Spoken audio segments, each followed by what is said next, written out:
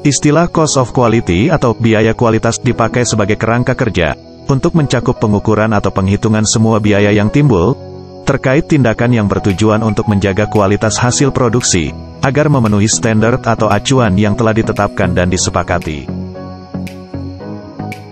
Secara umum, biaya kualitas dapat dikelompokkan menjadi 1. Biaya pencegahan kualitas, 2. Biaya penilaian kualitas atau evaluasi, dan 3. Biaya kegagalan kualitas.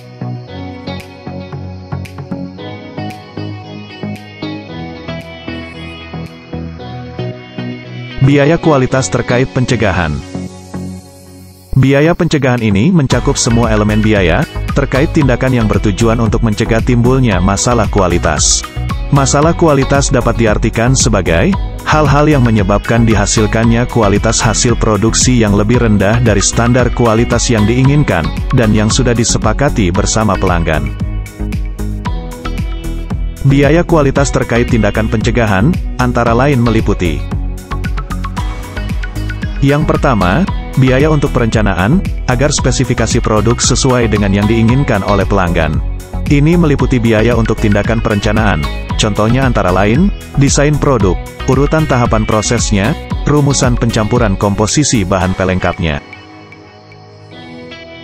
Yang kedua, biaya pelatihan untuk karyawan.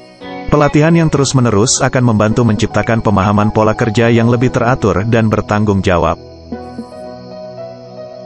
Yang ketiga, biaya pemeliharaan preventif dan perbaikan mesin dan peralatan yang perlu dilakukan sebelum pelaksanaan proses pembuatan produk. Yang keempat, biaya pemilihan pemasok yang tepat dan tidak hanya berdasarkan harga saja. Pemilihan pemasok yang jujur dan bertanggung jawab untuk bahan baku, bahan penunjang, dan suku cadang, akan menambah jaminan akan keaslian dan kestabilan mutu material yang akan digunakan untuk proses produksi.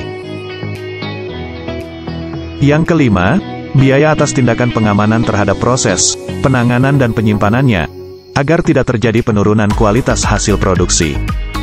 Contohnya antara lain, fasilitas untuk pengaturan FIFO untuk penggunaan bahan baku, bahan penunjang, WIP, dan barang jadi. Yang keenam, biaya untuk pengawasan proses produksi dan persiapannya. Ini terkait tindakan untuk membantu menciptakan kestabilan proses, karena adanya kontrol saat persiapan dan proses berlangsung.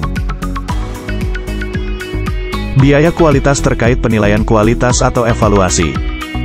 Biaya ini mencakup semua elemen biaya terkait tindakan yang mengevaluasi atau menilai kualitas produk yang dihasilkan, untuk memastikan bahwa produk tersebut memenuhi persyaratan pelanggan, baik untuk pelanggan internal maupun pelanggan eksternal.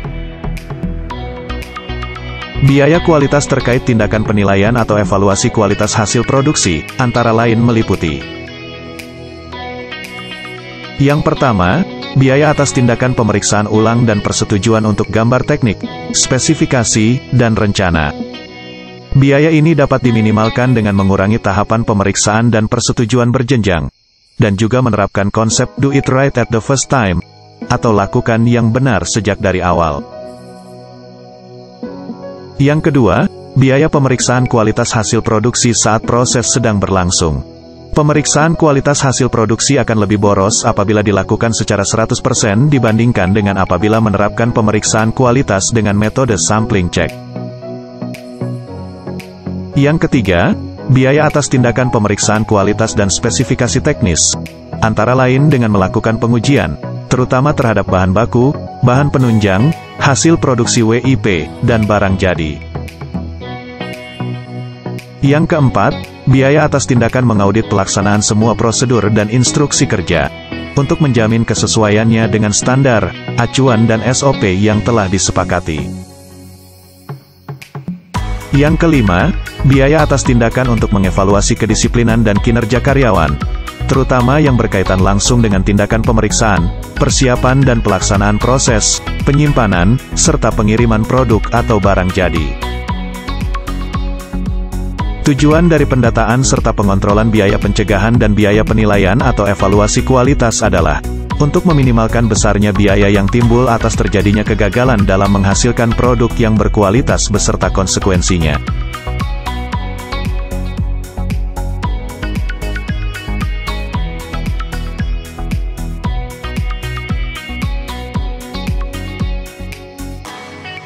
Biaya atas terjadinya kegagalan kualitas dan konsekuensinya. Adalah lebih mudah untuk menentukan besarnya biaya kegagalan, jika biaya kegagalan itu hanya dibatasi pada aktivitas penggantian material atau pengulangan pekerjaan yang sudah selesai.